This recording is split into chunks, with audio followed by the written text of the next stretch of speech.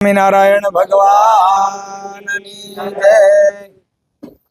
આ સુરત શહેરની અંદર ગ્રીન આર્મી કેતા વૃક્ષારોપણની અંદર ખૂબ અદ્ભુત અને દિવ્ય કામ કરી રહ્યું છે। વૃક્ષ છે તો યાદ રાખજો જીવન છે, વૃક્ષ નથી તો કશું જ નથી। ભગવાન સ્વામિનારાયણ ગામડે ગામડે ફરતા ત્યારે અમુક ગામની અંદર ભગવાન સ્વામિનારાયણે પણ વૃક્ષનું રોપણ કરાવ્યું છે। દાખલા તરીકે ભગવાન સ્વામિનારાયણ જ્યારે ડાંગરવા ગામમાં ગયા અને ત્યાં જતનબાઈ કરીને એક સ્ત્રી ભક્ત થઈ ગયા અને ઘેરે ભગવાન સ્વામિનારાયણનો ઉતારો હતો।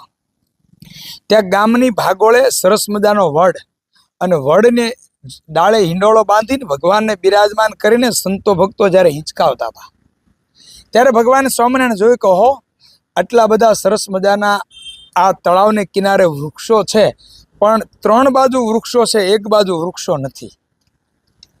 તો વૃક્ષો હશે તો માણસોને નવું જીવન મળશે અને વૃક્ષો હશે તો વરસાદ આવશે, વરસાદ આવશે તો પાણી મળશે ને પાણી મળશે તો લોકોને જીવન મળશે।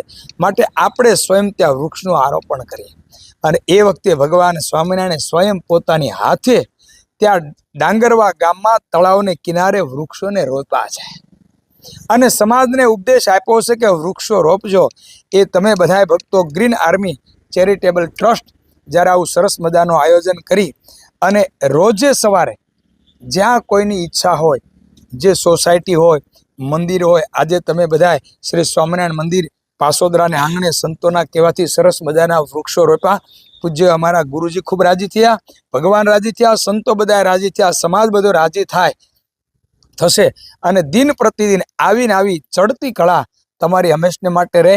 આ થોડા ભક્તો છે, અમે પણ વિશેષ ભક્તોને પ્રેરણા કરશું કે આ ગ્રીન આર્મી ટીમની અંદર જોડાવ અને વૃક્ષના રોપણની અંદર આપણે પણ સાથ સહકાર આપીએ એવી ભગવાન સ્વામિનારાયણના ચરણોમાં અમારા ગુરુવતી પ્રાર્થના કરી વિશેષને વિશેષ વૃક્ષારોપણ થાય। 1 લાખથી વધારે તમે રોપ્યા છે પણ વિશેષને વિશેષ કરોડોના આંકડાની અંદર જતી રહે એવી ભગવાનના ચરણોમાં પ્રાર્થના કરીએ। જય સ્વામિનારાયણ, અસ્તુ, જય ભારત। ગ્રીન આર્મી બધાય સંતોના ચરણોમાં વંદન કરે છે અને અહીંયા અમારું કાર્ય પૂર્ણ થાય છે।